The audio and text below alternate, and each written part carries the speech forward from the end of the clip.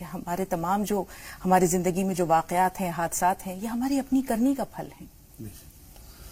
الحمدللہ رب العالمین والصلاة والسلام علی رسول الکریم وعلی آلہ واصحابہ اجمعین، اما بعد. اعوذ باللہ من الشیطان الرجیم، بسم اللہ الرحمن الرحیم. رب اشرح لی صدری ویسر لی امری واحلل عقدۃ من لسانی یفقہوا قولی. رب ادخلنی مدخل صدق واخرجنی مخرج صدق واجعل لی من لدنک سلطانا نصیرا. اصل میں یہ جو آج کا ٹاپک ہے آپ کا، جیسی کرنی ویسی بھرنی، جیسا بوگے ویسا کاٹو گے. اللہ نے ایک قانون دیا ہے، وہ مکافات عمل ہے، مطلب law of cause and effect. ہر چیز میں کچھ نہ کچھ کاز ہوتے ہیں اس کے، اور پھر ان کے ایفیکٹس ہوتے ہیں. ہر چھوٹے چھوٹے عمل کا ضرور نتیجہ برآمد ہوتا ہے، ہر عمل کا ایک نتیجہ ملتا ہے. یہ قانون کبھی نہیں بدلتا اللہ کا. اور جیسے آگ ہے، آگ میں اگر کوئی ہاتھ ڈالے گا تو لازمی جلے گا، چاہے وہ کوئی نیک ہو اور چاہے کوئی گناہ گار ہو. یہ ہے اصل میں قانون اللہ کا. اور قرآن میں اللہ نے اس قانون کو بہت اہمیت کے ساتھ بیان کیا ہے. جگہ جگہ اللہ نے قرآن میں کہا ہے کہ اللہ یہ کرتا ہے، اللہ یہ کرتا ہے، اللہ یہ کرتا ہے. اصل بات یہ ہے کہ اللہ کا قانون یہ کرتا ہے. اللہ نے قانون طے کر دیے کہ یہ کرو گے تو یہ ہو جائے گا، یہ کرو گے تو یہ ہو جائے گا. تو یہ پوری کائنات جو ہے یہ اسی قانون کے تحت چل رہی ہے. اب ہمیں یہ دیکھنا ہے کہ ہمارا اس میں کیا رول ہے. آپ یہ دیکھیں کہ کائنات جو ہے وہ، اس کی جو آواز ہے وہ کوئی کی آواز کی طرح ہے کہ جو واپس آتی ہے لازمی. جیسے دیوار پہ ہم گیند مارتے ہیں تو دیوار پلٹ کے ہماری طرف آتی ہے. یہ ایک سائیکل کی طرح ہے کہ ہر ایک کے سامنے وہ سارے معاملات آنے ہیں جو اس نے معاشرے کو دیے ہوں گے. آپ جو بھی مخلوق میں بانٹیں گے وہ آپ کو برکتوں کے ساتھ واپس مل جائے گا. آپ لوگوں میں آسانیاں، محبتیں، رحمتیں، لوگوں کے لیے اچھی چیزیں، مطلب کسی بھی طریقے کا کوئی سکون ہو یا اچھا اخلاق ہو، ایمان ہو، جو جو چیزیں آپ بانٹیں ہیں. اللہ نے قانون دے دیا قرآن میں. ایک جگہ یہ کہا کہ تم اگر میری نعمتوں کی شکر گزاری کرو گے تو میں ان میں اضافہ کر دوں گا. اور بہترین شکر گزاری اس کی دی ہوئی نعمتوں کو اس کی مخلوق میں بانٹنا ہے. اگر آپ یہ ساری چیزیں جو ہیں مخلوق میں بانٹیں گے تو لازمی آپ کو برکتوں کے ساتھ واپس مل جائیں گی. یہ نہیں ہو سکتا کہ آپ لوگوں میں مصیبتیں بانٹیں، ظلم بانٹیں اور آپ کو جنت مل جائے. یہ وہ ساری چیزیں ہیں، جیسا آپ کریں گے ویسا آپ بھگتیں گے. لازمی بات ہے، اچھا کریں گے تو اچھا بدلہ، اب برا کریں گے تو برا. بالکل بالکل مجاز صاحب، واقعی آپ نے صحیح فرمایا. کہتے ہیں کہ ہر عمل کا نتیجہ اس کے اندر چھپا ہوتا ہے. یہ بات ابھی آپ نے بھی بیان فرمائی. بالکل اسی طرح جس طرح درخت اپنے بیج کے اندر پوشیدہ ہوتا ہے. عموماً ایسا دیکھنے میں ملتا ہے کہ ماں باپ کے ساتھ کی گئی دل آزاری، بدسلوکی اولاد کی صورت میں اس کے سامنے اسی دنیا میں آتی ہے. پھر کیوں فراموش کر بیٹھتا ہے انسان اس حقیقت کو؟ اور جب اولاد سے بدسلوکی ملتی ہے، نافرمانی ملتی ہے، تو تب اسے احساس ہوتا ہے کہ یہ تو میں کر چکا ہوں، یہ وہ قرض تھا جو اللہ تعالیٰ نے مجھے اسی دنیا میں اس کا نتیجہ دکھا دیا ہے. ہاں، سارا اصل میں معلومات ہوتا ہے لیکن یقین ہی نہ ہوتا. پھر جب اس مرحلے میں جو کہہ رہا ہوں کہ یہ پورا ایک سائیکل ہے، سامنے گھیرا آنے ہی آنا ہے پلٹ کے لوٹ کے. تو اصل بات یہ ہے کہ چاہے تو ماں باپ ہو اور چاہے اولاد کی نافرمانی ہو، اگر آپ اپنی ماں باپ کی نافرمانی کریں گے تو اولاد آپ کو نافرمان ہی ملے گی. کیونکہ آپ ماں باپ کی نافرمانی نہیں کر رہے بلکہ اللہ کی نافرمانی کر رہے ہیں. اللہ نے قرآن میں جگہ جگہ ماں باپ کی حرمت کا حکم دیا ہے آپ کو. آپ اللہ کی فرما برداری شروع کر دیں، آپ کی اولاد آپ کی فرما بردار ہو جائے گی. یہ وہی معاملہ ہے کہ آپ گیند ماریں گے دیوار پہ تو پلٹ کے آئے گی آپ کی طرف. آج اگر ہم اپنے ماں باپ کو اولڈ ایج ہوم میں بھیج دیتے ہیں تو ہم تیار ہیں کہ ہماری اولاد بھی ہمیں وہیں چھوڑے گی. ایسا نہیں ہو سکتا کہ آپ کو، کیونکہ تو لازمی بات ہے، اور چیزوں میں جو بھی برائیاں ہیں ان کا تو ہو سکتا ہے آپ کو بدلہ آخرت میں ملے، لیکن یہ ایک ایسی برائی ہے کہ میں نے اکثر دیکھا ہے لوگوں کو کہ رشتوں کے پامال کرنے میں جو جو لوگ ملوث ہوتے ہیں انہیں بدلہ اس کا یہی ملتا ہے. کوئی ساس اپنی بہو کے ساتھ زیادتی کرے مان لو تو لازمی اس کی بیٹی کے ساتھ آگے چل کے کچھ نہ کچھ گڑبڑ ہونی ہے. کوئی ہسبینڈ اپنی وائف کے ساتھ زیادتی کرے، اس کی بیٹی کے ساتھ اکثر دیکھا گیا ہے کہ اسے اذیتیں ملتی ہیں جو باپ کو تکلیف ہوتی ہے. یہ عجیب و غریب معاملہ ہے. عجیب لوگ سوچتے نہیں اس بات کو. اگر ہم اپنے آپ کو ان کی جگہوں پہ رکھ کے سوچیں تو یہ سب چیزیں آسان ہو جائیں گی، ہم ظلم کرنے سے بچ جائیں گے. اصل تو بدلہ تو ہمیں ملنا ہی ہے. ایک واقعہ میرے یاد آ رہا ہے کہ ایک مچھیارا جو ہے وہ مچھلی پکڑ رہا تھا، بیٹھا ہوا غریب مچھیارا تھا. ایک بہت بڑی مچھلی اس کے ہاتھ لگی. دور ایک بدماش بیٹھا ہوا تھا، اس نے دیکھا کہ تو بہت بڑی مچھلی ہے، اسے لالچ آیا، وہ اس کے پاس پہنچا کہ بھائی یہ مچھلی مجھے دے دے کہ بھائی میں بچوں کو کھانا کھلاؤں گا, آپ خرید لو, میں بازار میں بیچوں گا, میں سستی کر دوں گا آپ کہ نہ تیرے ہاتھ پیر توڑ دوں میں یا پھر یہ مچھلی مجھے دیتا ہے. تو وہ ڈر گیا بیچارہ, مظلوم تھا, تو اس نے وہ مچھلی انہیں دے دی. بدماش کو وہ مچھلی لے کے چلا ہے, اور آگے چلتے مچھلی جب پکڑتا ہے آدمی, تازی مچھلی جو ہے وہ تڑپتی ہے, اس مچھلی نے, بڑی مچھلی تھی, اس کی انگلی میں کاٹ لیا. تو خیر جا کے اس نے مچھلی گھر پکائی اور کھائی پائی, اور وہ جو ڈاکٹروں کے پاس گیا مچھلی, وہ جو اس کے کاٹا تھا تھوڑا انفیکشن دکھانے, ڈاکٹر نے دوائی دی, 2-3 دن تک ٹھیک نہیں ہوا, تو ڈاکٹر نے کہا کہ بھائی تو انگلی آپ کی انفیکٹڈ ہو گئی بہت زیادہ, اسے کاٹنا پڑے گا. تو ڈاکٹر نے اس کی انگلی کاٹ دی, پھر بھی انفیکشن ختم نہیں ہوا, تو اس کی کلائی تک ہاتھ کاٹنا پڑا, پھر کوہنی تک, پھر پورا ہاتھ کٹا. اتنے میں ایک بزرگ سے اس کی ملاقات ہو گئی, تو انہوں نے یہ بات اسے بتائی کہ جو تیرے ساتھ ہو رہا ہے تو یاد کر, تو نے کسی مظلوم کے ساتھ کوئی زیادتی تو نہیں کی تھی. تو اس نے کہا ہاں جی, شروعات تو اسی طرح ہوئی تھی کہ میں نے ایک مظلوم مچھیارے سے اس کی مچھلی چھین لی تھی, وہ بچوں کو کہہ رہا تھا کہ مجھے کھانا دینا ہے, کہ اسے ڈھونڈ. پورا شہر ڈھونڈا اس نے, تو وہ مچھیارا خیر اسے مل گیا. اس نے اسے پوچھا کہ بھائی تو نے اس ٹائم کچھ بددعا تو نہیں دی تھی؟ تو اس نے یہ بات بتائی کہ ہاں میرے منہ سے بس یہ نکلا تھا کہ اللہ اس نے اپنے زور سے میری مچھلی چھین لی, تو بھی اپنا زور دکھا. لیکن اس نے پھر جب اس سے معافی مانگی, اس نے معاف تو کر دیا, مگر آپ یہ دیکھیے کہ اللہ نے اپنا زور کس طرح دکھایا. ہر چیز کا بدلہ ہر حال میں ملنا ہی ہے, آپ کیسے عمل کر لیں, اچھے کو اچھا, برے کو برا. تو مجاز صاحب, انسان کیوں بھول جاتا ہے, کیوں وہ اس دنیا میں خدا بن بیٹھتا ہے؟ شوہر ہے وہ خود کو کیوں فرعون سمجھنے لگتا ہے, خود کو کیوں نمرود سمجھنے لگتا ہے؟ ساس سسر ہیں وہ کیوں بہو کے ساتھ زیادتی کرتے ہیں, وہ کیوں بھول جاتے ہیں کہ اس کی بیٹی کے سر پر بھی جو ہے نا خدا نے کسی کو اگر جابر کو مسلط کر دیا تو وہ کچھ نہیں کر سکیں گے؟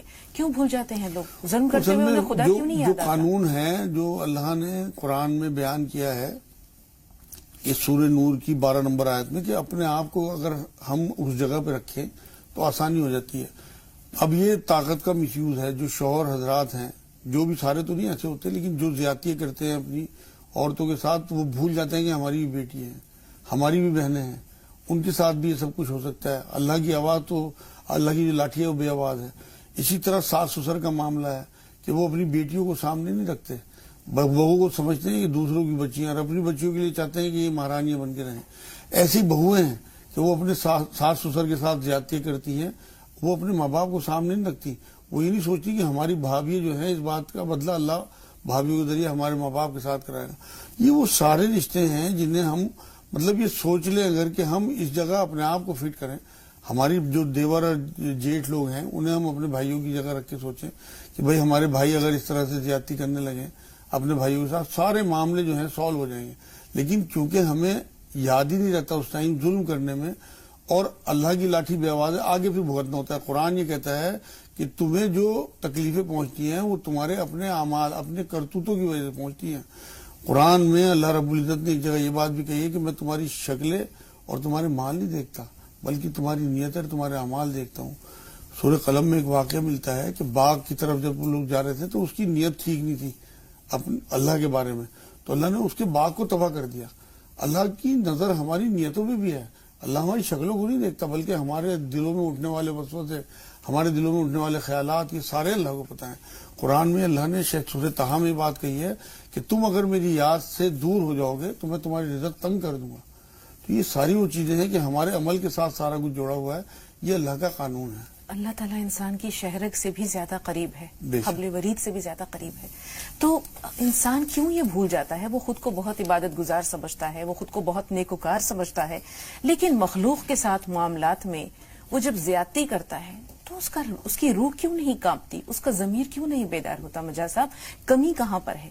کمی علم حاصل کرنے میں ہے اور بتانے میں. مطلب آج معاشرے میں لوگوں کو مطلب اس طرح کی چیزیں دی جا رہی ہیں کہ جو صرف اور صرف دنیا میں کام آنا ہے. حضور نے فرمایا دنیا آخرت کی کھیتی ہے. اب یہ حدیثیں ہمارے سامنے ہوں گی تو ہم یہاں لوگوں پہ ظلم کرنے سے بچیں گے. جس طرح کے ماحول میں, جس طرح کے حالات میں ہم اپنے بچے پالیں گے وہ بن کے وہی. ایسا تو ہو نہیں سکتا کہ آپ گیہوں بو اور چنا کاٹ لو, جو آپ بو گے آپ کو وہی ملے گا ہر حال میں. تو آپ یہاں سے امرتسر کی ٹرین میں بیٹھ جاؤ اور نیت کر لو کہ میں نے بمبئی پہنچنا ہے, ہو ہی نہیں سکتا. آپ امرتسر ہی پہنچو گے. بمبئی کی ٹرین میں بیٹھنے کے لیے آپ بمبئی پہنچ. جس طرح کے آج کل کے اسکول ہیں, جس طرح ہائی فائی اسکولوں میں فیشن ہو گیا اپنے بچوں کو بھیجنے کا, وہ حالات ویسے ہی پھر ہمارے بچے بنیں گے. آپ کو ان کی آخرت کی فکر ہی نہیں ہے. آپ انہیں صحیح انسان بنانا نہیں چاہتے. آپ یہ چاہتے ہیں کہ ہمارے بچے بس ہائی فائی بنے, انہیں لگژری لائف مل جائے. وہ وہی ہو رہا ہے, اسی طرح کی لائف جینا چاہتے ہیں. بچوں تھوڑے سے بڑے ہوئے ماں باپ کی بے حرمتی اور ہر بات میں کوشچن مارک لگانا, ماں باپ کی الزامات لگانا, بدزن ہو جانا ماں باپ سے, بے حرمتی کرنا ماں باپ کی, یہ سارا میں دیکھ رہا ہوں معاشرے میں. تو یہ ہم کہہ سکتے ہیں کہ دینی تعلیم کی کمی ہے. ہم نے دین سے جوڑے ہی نہیں, انہیں ہم نے رشتوں کا تقدس سکھایا نہیں, اللہ کی پہچان نہیں دی, رسول کی تعلیم نہیں دی, رشتوں کا احترام نہیں دیا. جب وہ رشتوں کو پہچانیں گے نہیں مجاز صاحب, تو پھر ان کا احترام کہاں سے؟ لازمی آگے چل کے وہ ہمارا نقصان ہمارے سامنے آیا, پھر ہم روتے پھرتے ہیں. میرے پاس تو روز کیے جاتے ہیں اس طرح کے اولاد کی بے حرمتی کی. میں پھر یہی بات کہتا ہوں, بھائی جیسا آپ بو گے ویسے ہی تو کاٹو گے. آپ نے ایسا تھوڑی ہے کہ گیہوں بو گے آپ چنا کاٹ لو گے. آپ نے اپنے بچوں کو جن اسکولوں میں ڈالا ہے وہاں کے ماحول آپ کو سب کچھ پتا ہوتا ہے. ہم دیکھ رہے ہیں کہ کیا حالات ہیں. نیٹ اور موبائل جو ہے وہ ہمارے سامنے ہے کہ کتنی بڑی ہماری آخرت داؤں پہ لگا دی ہے. لیکن اس کے باوجود ہم اپنے بچوں کو مان لو اپنا ٹائم سیو کرنے کے لیے, اپنے آرام کے لیے بچوں کو موبائل پکڑا دیں. آپ نیٹ پہ یا کارٹون, ایسے کارٹون فلمیں بچوں کے لیے پرووائڈ کراؤ جو اسلامی کارٹون فلم میں سب کچھ موجود ہے. اسلامی اسکول بھی موجود ہیں. آپ اسلامی اسکالر سے بچوں کے ساتھ, اصل میں دیکھتا ہوں کہ جو غیر ملک ہے نا, وہاں سے جو خبریں آتی ہیں امریکہ وغیرہ میں, وہاں مسجدوں کے ساتھ انہوں نے سینٹر جوڑے ہوئے ہیں بچوں کی تربیتوں کے لیے. یہاں تو کچھ بھی نہیں ہے. مسجدوں کا کام صرف یہ ہے کہ امام صاحب نے نماز پڑھا دی, لوگوں نے اپنے جھگڑے نمٹا لیے وہاں, یہ ہے. ورنہ محلے کا تمام تر معاملات مسجدوں میں نمٹنے چاہیے. مسجدوں سے غریبوں کے لیے لنگر شروع ہونے چاہیے, وظیفے شروع ہونے چاہیے, وہاں کلاسز لگنی چاہیے. جو بیچارے محروم لوگ ہیں وہاں آ کے انگریزی اور ہندی پڑھیں, جس سے کہ وہ کم سے کم فارم تو بھر سکیں. مجاز صاحب نے جو اپنے سینٹر کا مشورہ دیا, ہم دیکھتے ہیں یو ایس وغیرہ میں, خود اپنی آنکھوں سے دیکھا ہے, ایسے سینٹرز موجود ہیں جہاں بچے اسکول ختم کرنے کے بعد ماں باپ انہیں کھانا وغیرہ دے دیا اور اس کے بعد خود لے کر آتے ہیں, پہنچاتے ہیں, اور وہاں ان کی دینی تعلیم کا انتظام ہوتا ہے. اگر وہ ڈیلی نہیں آ سکتے تو ویکلی کلاسز ہوتی ہیں, ویکلی نہیں آ سکتے تو پھر وہ منتھلی بیسس پر. اس کے علاوہ جیسے آپ نے لنگر کا بتایا, قدرتی آفات کے موقع پر بڑے پیمانے پر ریلیف کا کام ہے. تو ہمارے یہاں ایسے سینٹرز کیوں نہیں ہیں؟ ماشاءاللہ ایسا نہیں ہے کہ اہل ثروت حضرات کم ہیں یا اہل خیر حضرات کم ہیں, لیکن لوگوں کا دھیان یا لوگوں کا ذہن اس جانب کیوں نہیں جاتا؟ وہ اصل میں بات یہ ہے نا کہ ہمیں ایک تو وسائل نہیں ہے, دوسرے تعلیم نہیں ہے, اور صحیح بات بتائی نہیں جا رہی. ہم مسلکوں کے چکر میں اتنے زیادہ ایک دوسرے سے دور ہو چکے کہ ہم مثبت سوچ ہی کھو چکے. ہم صرف اپنے مسلکوں کو بچانے کے چکر میں, انہیں تقویت دینے کے چکر میں اپنی صلاحیتیں صرف کر رہے ہیں. چند لوگ ہیں جو فکر مند رہتے ہیں. آپ یقین کریں, کئی بار جب امت کی حالت دیکھ کے اور وہ حدیث سامنے آتی ہے کہ حضور پہ امت کے اعمال پیش ہوتے ہیں, نیند نہیں آتی کئی گھنٹے, یہ سوچ کے کہ ہم کس طرح سے کیا کر دیں امت کے لیے. حضور تو ساری رات تڑپتے تھے امت کے لیے. ہماری آنکھوں میں تو ایک آنسو نہیں آتا. فلسطین میں کتنے لوگ کٹ رہے ہیں, دنیا میں کہاں مسلمانوں پہ ظلم ہو رہا ہے, کبھی ایک آنسو نہیں نکلتا, کبھی کوئی دعا میں یاد نہیں رکھتا, کبھی کوئی مدد تو بہت دور کی بات ہے, کم سے کم جو آپ کے ہاتھ میں ہے وہ تو کریں.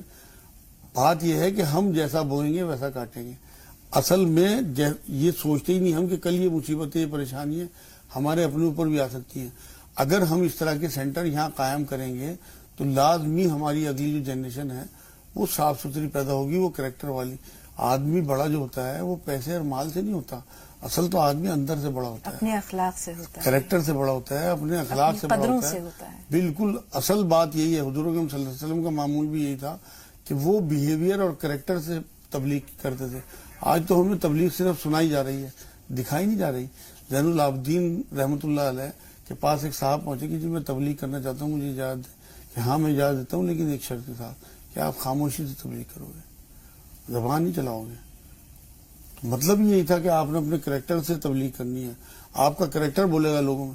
حضور صلی اللہ علیہ وسلم کی نبوت کا جو ظہور ہوا ہے وہ 40 سال کی عمر میں. 40 سال تک تو حضور نے خاموش تبلیغ کی ہے.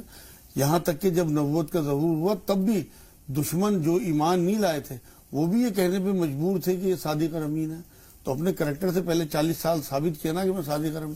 یہ چیزیں اگر آپ اپنے کریکٹر کو پازیٹیو پیش کرو گے لوگوں کو تو اس کا بدلہ آپ کو جیسا بو گے ویسا کاٹو گے. لازمی بات ہے. کردار سازی کے لیے ایسی درسگاہوں, ایسے انسٹیٹیوشنز کی, ایسے سینٹرز کی بہت ضرورت ہے. زندگی رہی انشاءاللہ مجاز صاحب تو کبھی اس کو زیر بحث ضرور لائیں گے. کچھ ایسی باتیں, کچھ ایسی تجاویز ضرور ہونی چاہیے اس پلیٹ فارم سے امت کے سامنے کہ اس طرح کے ادارے قائم کیے جائیں اصل میں ہماری تو آخرت جڑی ہوئی ہے نا. آپ یہ دیکھیں کہ دنیا بھی سنور جائے گی. یہ حدیث ہے کہ دنیا جو ہے یہ آخرت کی کھیتی ہے. اصل میں تو ہمیں وہاں ان سب چیزوں کا بدلہ، آپ یہ دیکھیں کہ اگر مثبت بدلہ ہوگا تو جنت ہے، اور اگر منفی بدلہ ہوگا تو دوزخ ہے. جب رسول پاک صلی اللہ علیہ وسلم اپنے محدود وسائل کے ساتھ صفا یونیورسٹی چھوٹی سی درسگاہ بالکل وہیں قائم سے کر شروعات سکتے کی ہیں، ہے. تو ہم کیوں نہیں کر سکتے؟ بالکل کر سکتے ہیں، دو انشاءاللہ کالرز ہیں پر ہمارے امید ساتھ. رہنا چاہیے. انشاءاللہ بالکل یقین ہے.